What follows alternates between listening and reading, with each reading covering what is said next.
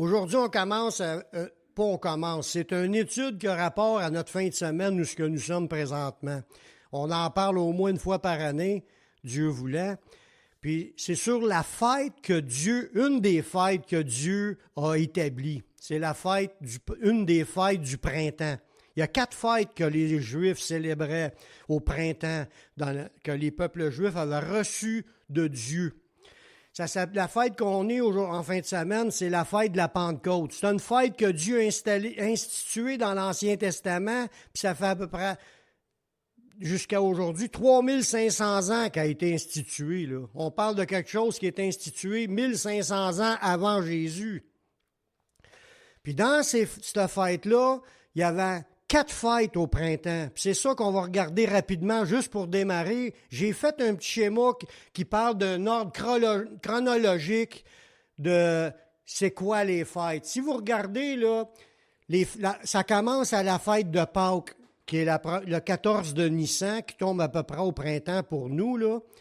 C'est presque en même temps. Aujourd'hui, ce que le monde fête, c'est la fête catholique. Mais moi, je ne vous parle pas de la fête catholique, je parle de la fête biblique de Dieu.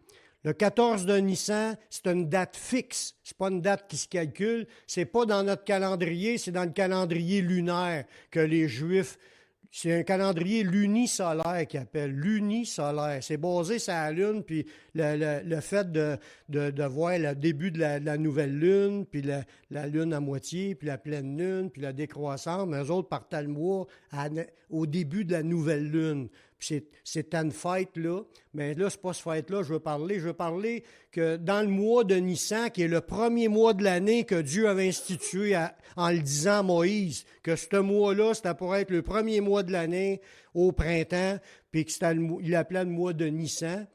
Puis il y avait un autre mot aussi pour le désigner. Puis le 14 de ce mois-là, c'est là que le peuple juif a sorti d'Égypte.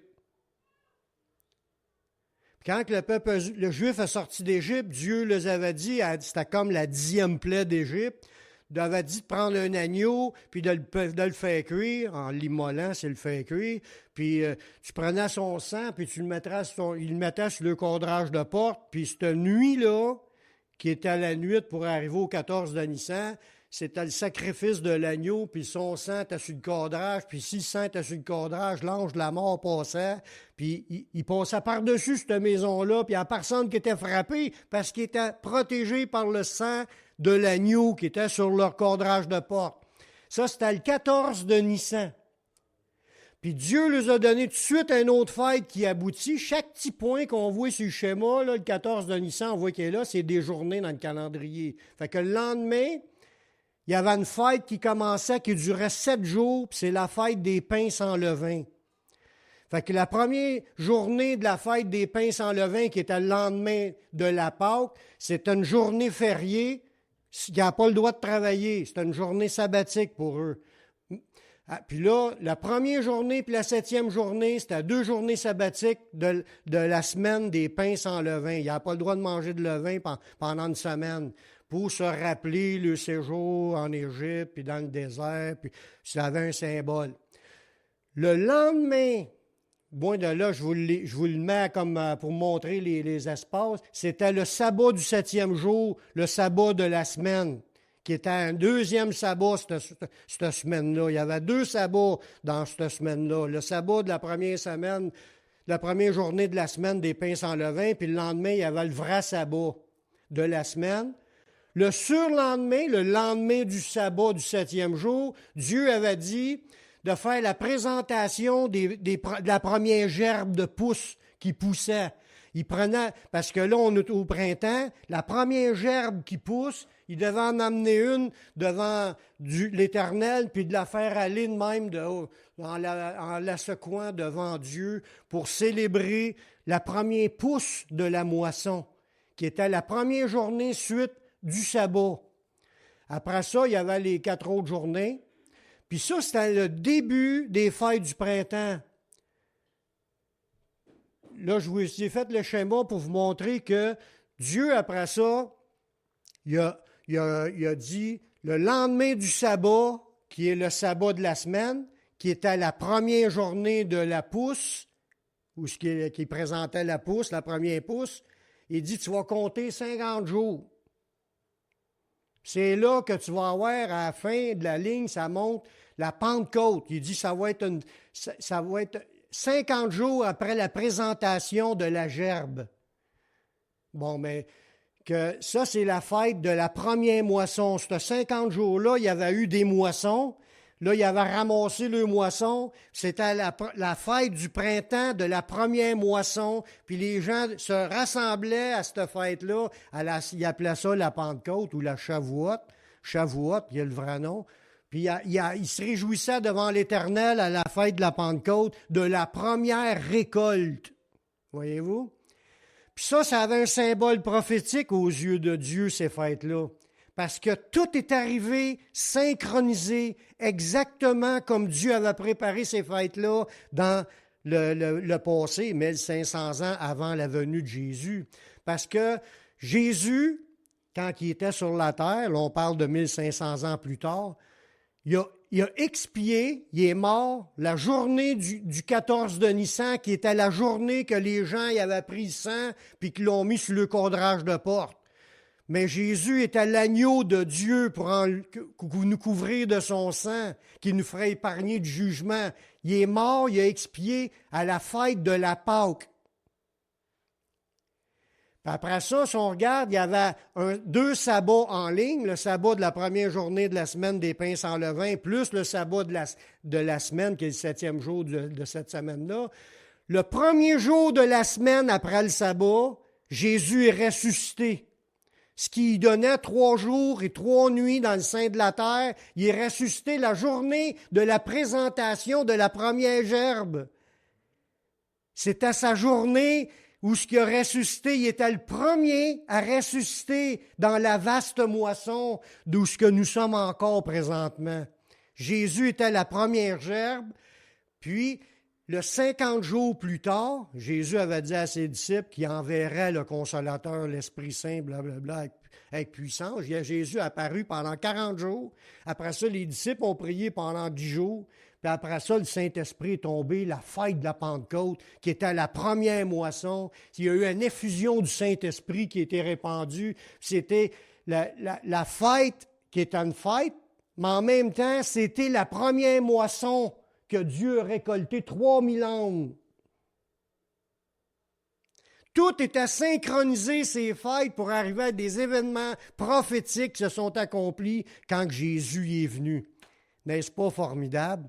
Comment est-ce que Dieu est tout-puissant, puis qu'il est capable de faire des choses comme ça pour nous avertir d'avance.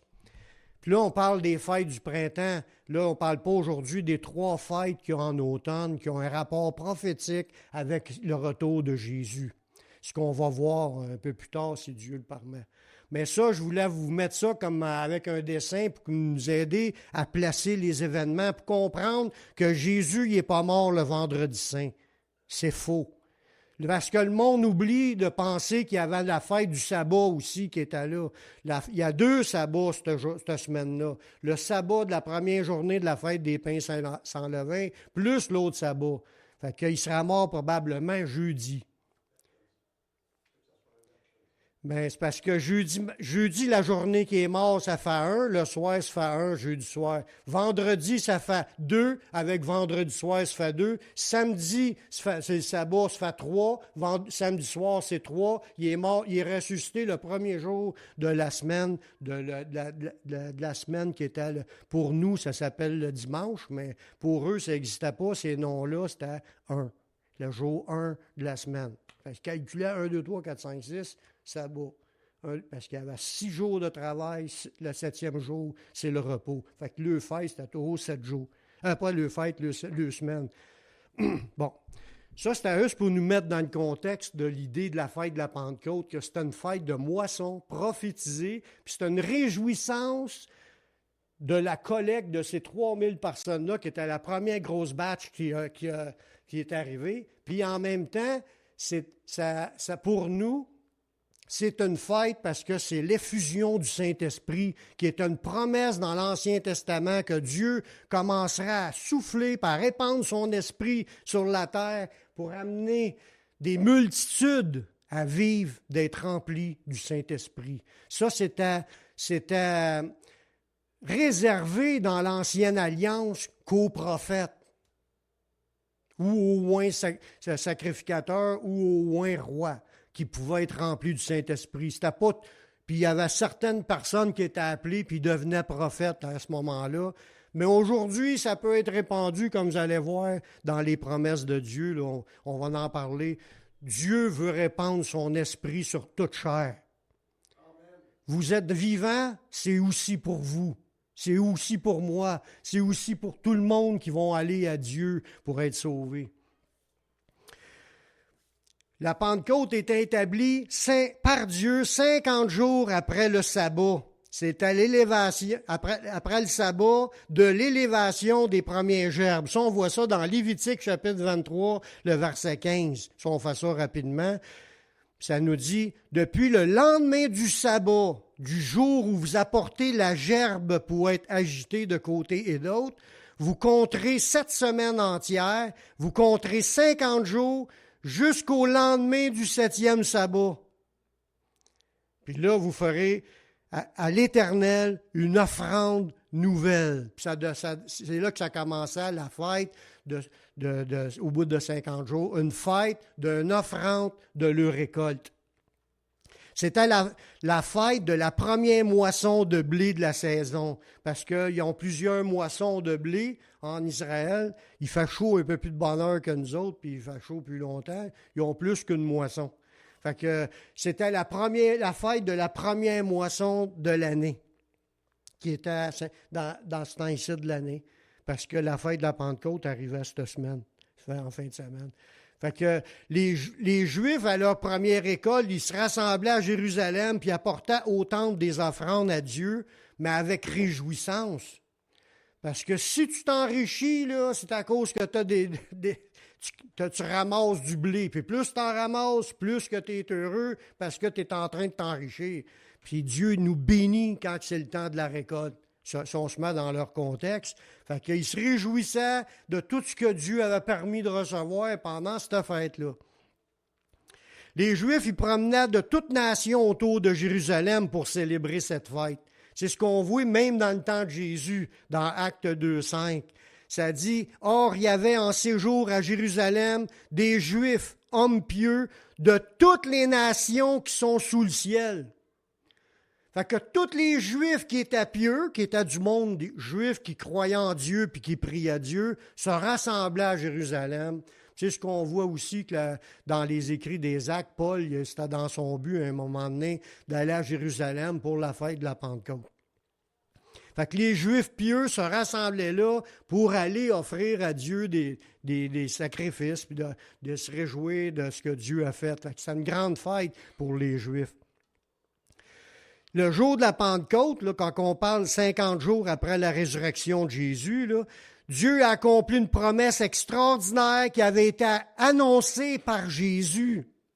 Oui, elle était annoncée dans l'Ancien Testament, mais Jésus a insisté pour dire à ses disciples, dans Actes 1, 4, 5, il dit comme qu'il se trouvait avec eux, ça c'est suite à sa résurrection, là, il leur recommanda de ne pas s'éloigner de Jérusalem, mais d'attendre ce que le Père avait promis. Fait que Jésus est en train de les exhorter, restez là à Jérusalem, attendez de recevoir ce que le Père a promis. Ce que je vous ai annoncé, leur dit-il, parce qu'il leur en avait déjà parlé.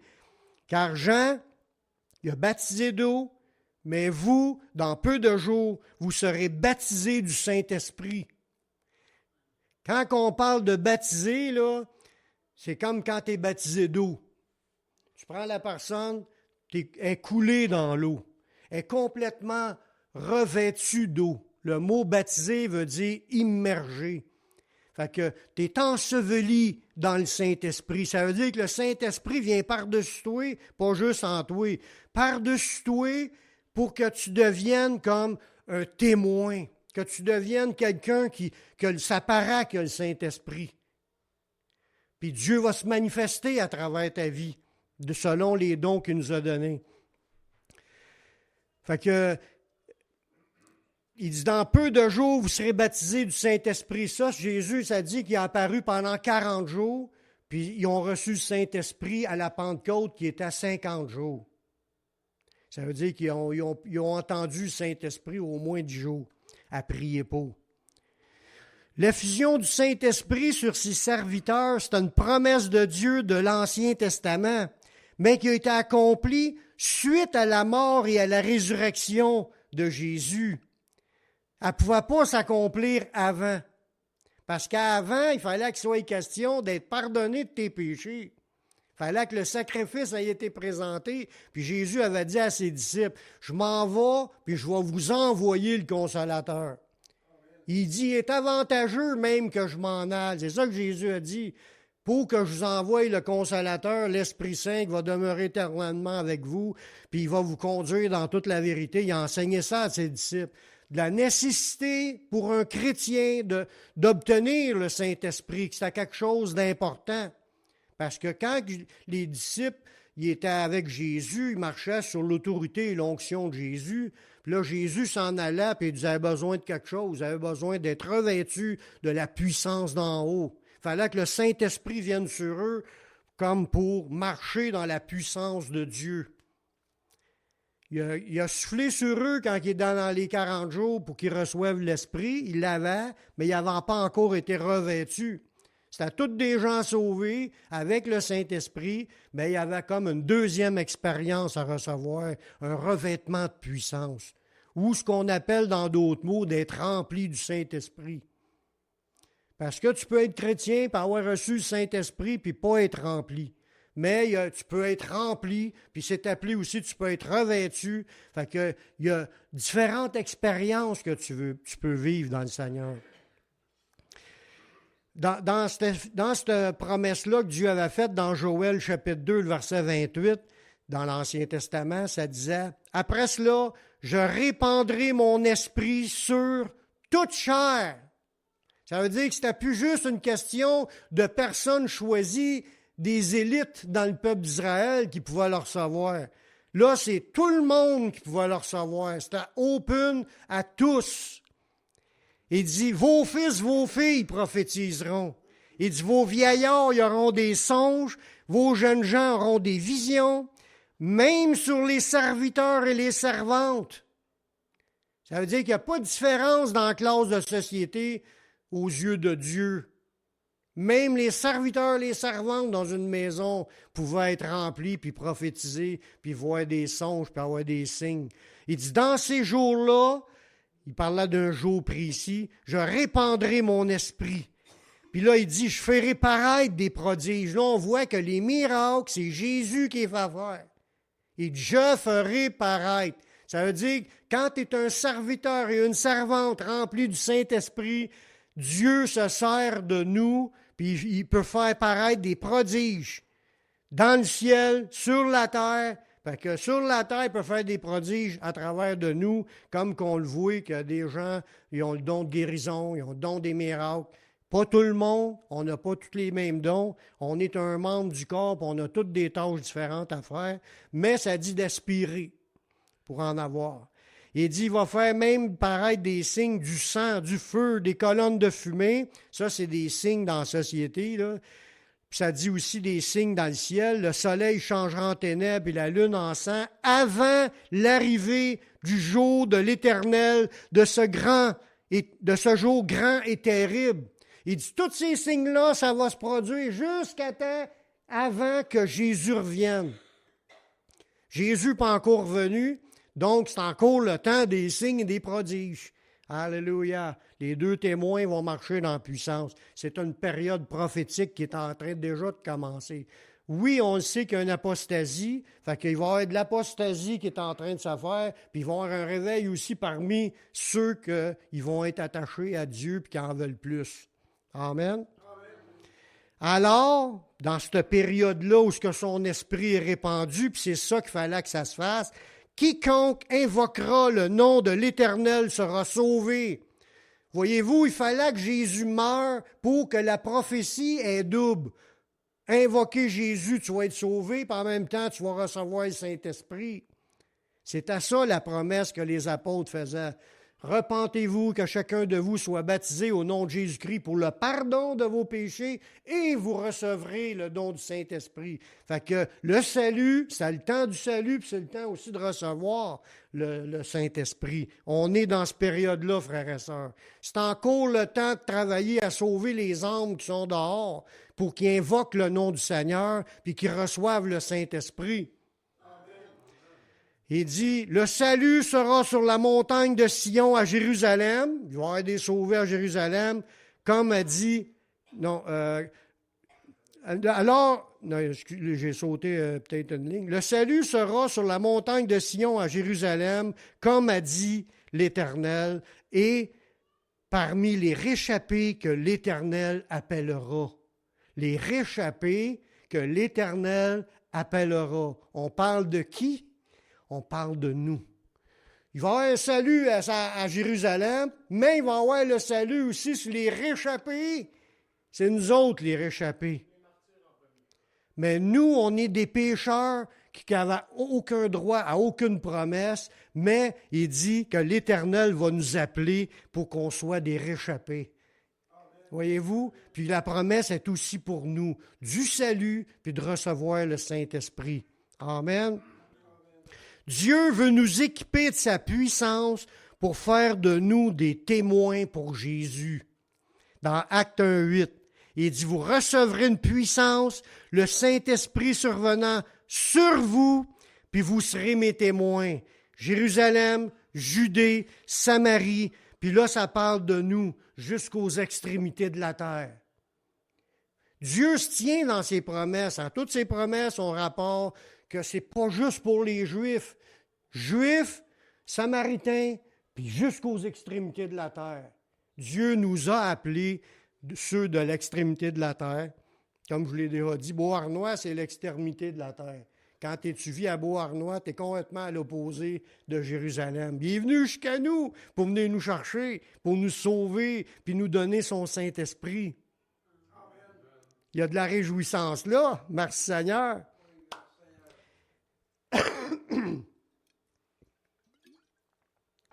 Les gens qui étaient présents dans la réunion de prière, là, parce que là, les disciples, ils priaient. Il venait de leur dire, dans peu de jours, vous allez être baptisés du Saint-Esprit. Il dit, attendez là, tant que vous ne l'avez pas reçu. Il priait. La Bible a dit, dans un autre verset, je ne l'ai pas sorti, il était 120 réunis. Puis, la journée, le jour de la Pentecôte, le jour que j'ai montré tantôt, qui était la fête de la récolte, ça dit, Acte 2, verset 1, ça dit, le jour de la Pentecôte, ils étaient tous ensemble dans le même lieu. Tout à coup, il vint du ciel un bruit comme celui d'un vent impétueux. Il entendait le vent dans la pièce, ce qui était 120 personnes. Tu es en train de prier d'habitude, quand c'est une réunion de prière, tu entends les criquets. Quand il n'y a tellement pas de bruit d'une réunion, tu entends un criquet. Là, tu as entendu un vent impétueux dans la pièce. Je ne te dis pas que les châssis étaient ouverts, mais il y a eu un vent impétueux et il remplit toute la maison où ils étaient assis. Ça devait être rafraîchissant parce que des fois, à cet incite, il fait chaud. Même dans ce temps-là, il fait alentour de 38-40 Celsius de cet incite.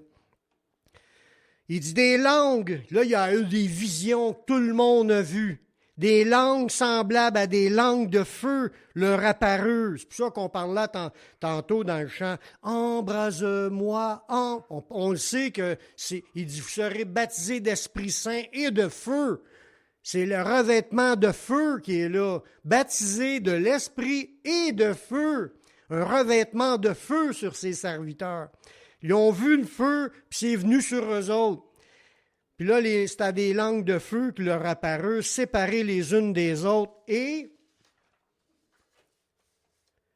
ils se posèrent sur chacun d'eux, ces langues de feu-là. Ils furent tous remplis du Saint-Esprit, puis ils se mirent à parler en d'autres langues selon ce que l'Esprit leur donnait de s'exprimer. C'est là que la puissance de Dieu à l'embarque. C'est pas eux autres qui se sont forcés à apprendre des mots, là. C'est pas ça, là. Le Saint-Esprit descend, il te remplit, puis là, il te pousse à parler.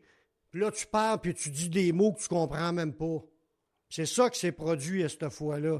La puissance de Dieu n'était pas juste visuelle, elle était auditive. Il se passait de quoi, là, que les gens entendaient une manifestation surnaturelle. C'était puissant. Puis là, ils sont mis à parler en d'autres langues. C'était des langues audibles par d'autres personnes. Puis là, ça nous dit dans la Bible, là, tout le monde a été témoin d'une manière visuelle et auditive de la réception du Saint-Esprit. Ça se voit, puis ça s'entend. Dans Actes 2, 33, ça dit, en parlant de Jésus, qui a été élevé à la droite de Dieu, il a reçu du Père le Saint-Esprit qui avait été promis, et il l'a répandu comme vous le voyez et l'entendez. Wow! C'était puissant. Il se passait quelque chose là. C'était évident que le Saint-Esprit était là dans cette pièce-là, avec tous ces miracles-là. Puis Dieu ne l'a pas fait rien que dans ce temps-là, il le fait encore aujourd'hui. Sauf qu'il veut le faire, mais il faut le vouloir, comme les apôtres, prier, puis le demander. Ils ont prié pendant 10 jours à le demander. La puissance de Dieu vient. Comme j'ai dit le verset tantôt, il dit, si vous savez donner de bonnes choses à vos enfants, à combien plus forte raison le Père donnera le Saint-Esprit à ceux qui lui demandent. Il faut demander, frères et sœurs. Puis si vous sentez que vous savez que vous l'avez déjà reçu, mais que vous sentez que vous êtes rendu comme la tank à gaz est basse, là, mais demandez d'être rempli. Il veut nous remplir. C'est pas, il ne tord pas un bras pour qu'il nous le fasse. Il veut. Tellement que si nous, on est capable de donner de bonnes choses, il sait que lui, il sait que c'est une bonne chose pour nous de recevoir le Saint-Esprit. Jésus a même insisté, sans moi, vous ne pouvez rien faire. Il faut avoir le Saint-Esprit puis marcher dans le Saint-Esprit. Amen. Les gens, quand ils ont vu ça, là, on ne parle pas juste les gens dans la pièce. Ça, la Bible a dit que c'était une chambre haute. C'était un 2e étage. Mais il y avait du monde dehors. Il y avait plein de monde dehors à Jérusalem. C'était la fête de la Pentecôte. Les Juifs, ils arrivaient de toutes les nations pour cette fête-là. Même eux autres, ils ont été témoins de ce qui se passait là-dedans. Ils ont entendu le bruit, puis ils ont vu toute cette gang-là qui parle en langue. C'était vraiment extraordinaire. Dans Actes 2, au verset 6, ça nous dit, « Au bruit qui a eu lieu, la multitude a couru. » Fait que c'était tellement fort comme bruit impétueux, puis de les entendre prier en langue, que la foule qui était là, puis il y avait minimum 3000 personnes. Minimum. Il y en a 3000 qui s'est convertis. Il y en avait au moins 3000, il y en a peut-être 5000, il y en a peut-être 10 000, je ne sais pas. Mais toute la gang ont couru pour venir. Qu'est-ce qui se passe dans cette pièce-là? Alors, regardez bien, au bruit qui a eu lieu, la multitude a couru et elle fut confondue parce que chacun les entendait parler dans sa propre langue. C'était tous des Juifs qui venaient de d'autres pays. Ils se rassemblent, puis de Parthe, Mède, Mésopotamie, et puis là, ils donnent un paquet de noms. C'est vrai, on va y aller un petit peu plus loin. Là, ils les entendaient chacun. Ils entendaient les Juifs chrétiens, là, les apôtres, ils les entendaient parler dans leur propre langue. Y a-tu de quoi être étonné? Ils étaient tous, au verset 7, dans l'étonnement et la surprise. C'est un miracle puissant. Ils se disaient les uns aux autres, « Voici ces gens qui parlent, ne sont-ils pas tous Galiléens? Et comment les entendons-nous dans notre propre langue à chacun, dans notre propre langue maternelle? » Parce que ces gens-là venaient de Parthe, Mède, Élamite, et ceux qui habitent la Mésopotamie, la Judée, la Cappadoce, le Pont, puis l'Asie, la Phrygie, la Pamphylie, l'Égypte. C'était tout du monde qui parlait des dialectes ou des langues étrangères. Il était né dans ces pays-là, mais c'était des hommes pieux, ils venaient à Jérusalem pour adorer Dieu pendant la fête de la Pentecôte. Puis là, au verset 11, Crétois et Arabes, comment les entendons-nous parler dans nos langues des merveilles de Dieu? Fait que les gens étaient étonnés, puis ça dit même confondus. Auquel beau Dieu. Ils étaient confondus. Ça veut dire qu'il n'y avait rien à dire, il y avait vraiment un miracle là. Même si ce n'était pas des gens nécessairement croyant en Jésus, mais ils voyaient des Juifs parler dans leur langue. Puis ça, c'était déjà étonnant. Au verset 12, il continue encore. C'était tellement étonnant qu'il y passe le temps de l'écrire pendant 3-4 versets. Ils étaient tous dans l'étonnement, ne sachant que penser, puis ils se disaient les uns aux autres, « Que veut dire ceci? C'est quoi que ça rapporte, ce signe-là qui se produit, cette journée-là? » Parce qu'ils croyaient quand même en Dieu et que Dieu pouvait faire des miracles. Mais il est en train d'assister à un miracle. Puis Dieu l'avait dit qu'il va faire des miracles sur la terre puis dans le ciel. Il est en train d'en faire un pour attirer les gens. Fait que les apôtres, quand ils étaient remplis de l'Esprit puis qu'ils parlaient en langue, c'est un miracle assez puissant pour attirer les gens à Jésus. Jésus l'avait dit, il dit que lorsque je serai élevé, j'attirerai les hommes à moi. Fait que Dieu travaille par son Saint-Esprit pour attirer les gens à aller à lui. C'est ce qu'il a fait comme exemple dans ce passage-là. C'est sûr qu'il y aura toujours des gens incrédules qui ne connaissent pas ou qui ne croient pas aux promesses de Dieu, comme certains Juifs de ce temps-là. Parce que dans Actes 2,13, l'autre verset plus loin, mais d'autres se moquaient puis disaient, ils sont pleins de vin doux. Il y avait de l'air d'une gang de gars sous. C'est ça qu'ils pensaient. Il y a toujours d'avoir des incrédules, des promesses. Ils ne croient pas aux promesses. C'est une promesse. Il avait dit qu'il répandrait son esprit sur ses serviteurs et ses servantes. Il l'avait annoncé. C'était écrit dans l'Ancien. Jésus l'a ramené. Puis il y en a qui regardent. Il doit y avoir de l'air d'une gang de gossous pour se moquer parce qu'ils ne croient pas. Il va toujours en avoir des moqueurs. Mais nous, Dieu nous appelle à croire ses promesses parce qu'ils se sont accomplis à eux puis ils veulent le faire encore aujourd'hui. Amen. Mais les apôtres, ils ont insisté en disant, parce qu'ils n'ont pas laissé les gars, les moqueurs, gagner sur la discussion. Hein. Ils ont insisté en disant que cette promesse du Saint-Esprit est pour tous ceux qui veulent y croire. Dans Actes 2, 38, ils ont prêché, Pierre a prêché, puis à la fin de son discours, il leur dit « Repentez-vous ». Il dit ça à tout le monde après avoir prêché. Que chacun de vous soit baptisé au nom de Jésus-Christ pour le pardon de vos péchés et vous recevrez le don du Saint-Esprit. Car la promesse est pour vous, pour vos enfants et pour tous ceux qui sont au loin, en aussi grand nombre que le Seigneur notre Dieu les appellera. Voyez-vous, l'appel, il leur a dit, croyez à ce qui se passe là, parce que cette promesse-là est pour vous qui écoutez, pour vos enfants, vos familles. Dieu veut baptiser du Saint-Esprit nos familles, puis il veut aussi aller chercher du monde au loin, jusqu'à Beauharnois, 2000 ans plus tard, c'est encore là. Il est venu nous chercher. Quand tu es né de nouveau, tu as reçu le Saint-Esprit, sauf que tu n'es pas nécessairement rempli. Mais ça, on parle d'une expérience qui peut être vécue, qui est encore là, même pour nous, d'être rempli et revêtu de sa puissance. De quelque chose qui va se passer dans ta vie, que ça va être audible et visuel, comme preuve, comme quoi que tu appartiens à Dieu. Comme quoi que l'Esprit de Dieu est là. Même plus tard, là, tu lis les Actes des Apôtres, là, ça nous montre que les païens ont aussi reçu le Saint-Esprit. Les païens, là, c'est nous, ceux qui ne sont pas juifs. Les promesses, au départ, étaient pour les Juifs.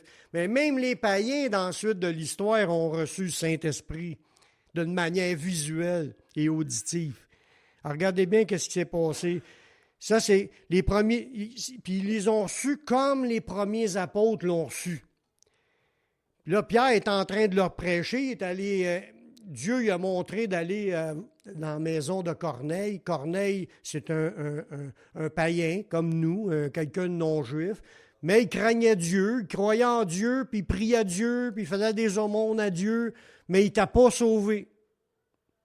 C'est pas parce on croit en Dieu, puis qu'on prie Dieu, puis qu'on fait des aumônes qu'on est sauvé.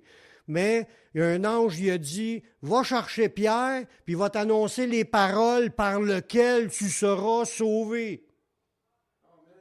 Puis là, il était chercher Pierre. Pierre est averti par le Saint-Esprit. Il a eu des visions.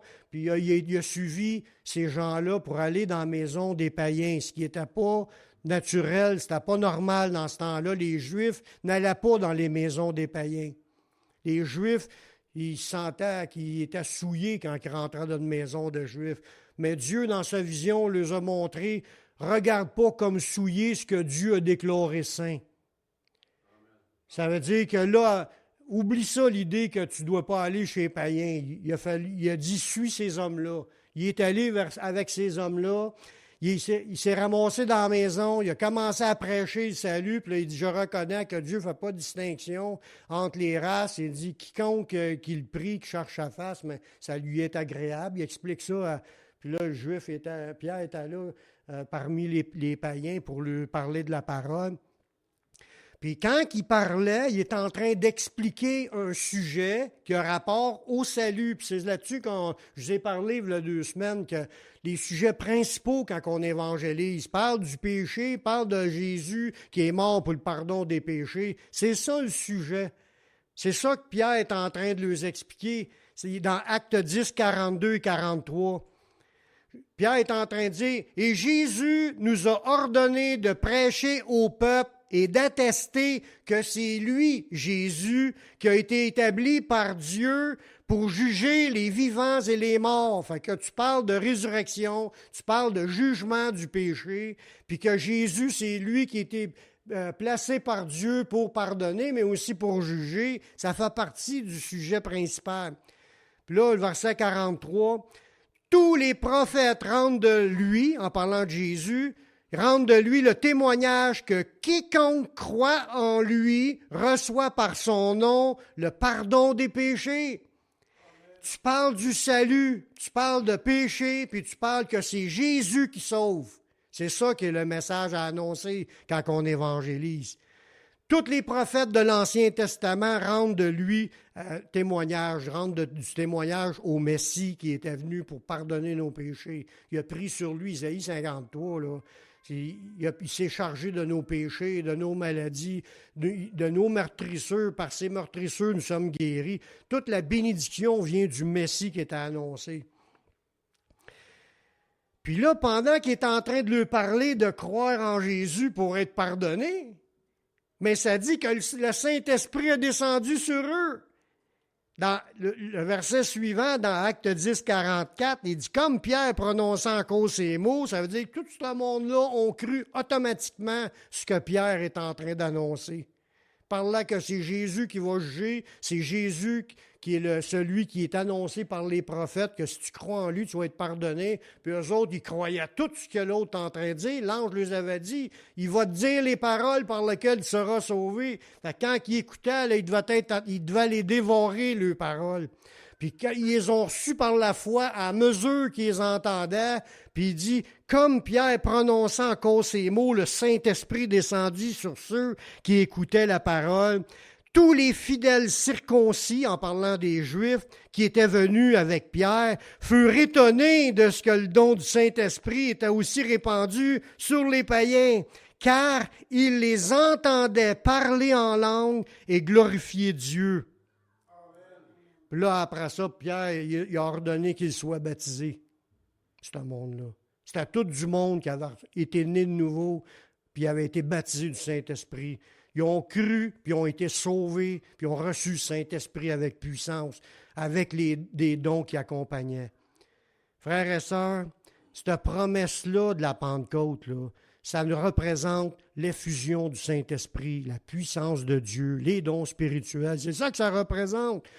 que Dieu veut répandre son esprit puis se manifester puissamment à travers les gens qui vont croire. Ce que Dieu cherche, c'est des gens qui croient, qui se disent, cette promesse-là est pour moi. Je le veux, Seigneur.